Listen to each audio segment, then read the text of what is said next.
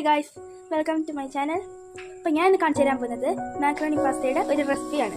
അപ്പോൾ അതിന് വേണ്ടി ഞാനിവിടെ പാസ്ത വേവിച്ച് വെച്ചിട്ടുണ്ട്.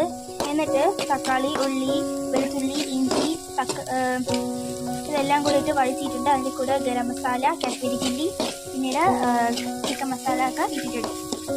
ഇതിൻ്റെ കൂടെ പച്ചമുളക് ഇട്ട് കുറച്ച് വെള്ളം ഒഴിച്ച് വഴറ്റുന്നുണ്ട്.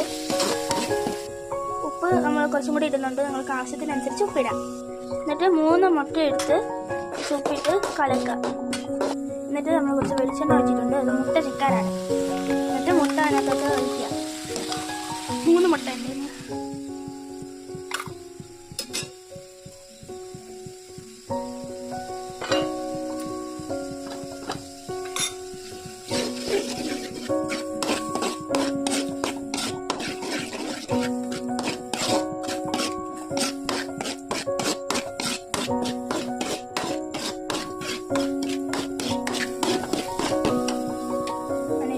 തീ കുറച്ചിട്ട് നമ്മൾ പാസ്ത മാക്രോണി ഇടുവാണ്. പിന്നെ മാക്രോണി എല്ലാം ഇട്ടതിന് ശേഷം നല്ലതുപോലെ ഇറക്കി കൊടുക്കുന്നുണ്ട്.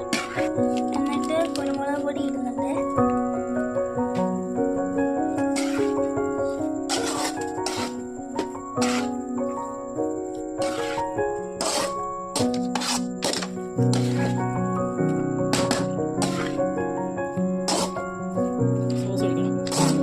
ഇതൊരു സോസാ, ടൊമാറ്റോ സോസ് ഒഴിക്കണം.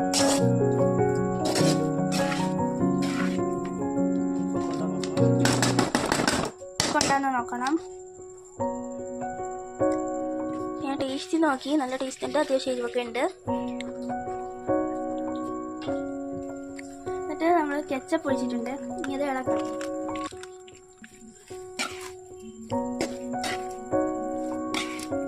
കെച്ചപ്പൊഴിച്ച് വേണം കഴിക്കാൻ. കെച്ചപ്പൊഴിച്ച് വേണം കഴിക്കാൻ.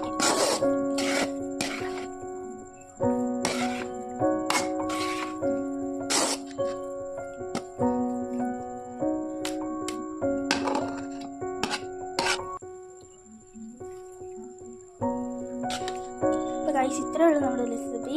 വളരെ സിമ്പിളാണ്. എല്ലാവരും ട്രൈ ചെയ്ത് നോക്കണം. Thank you.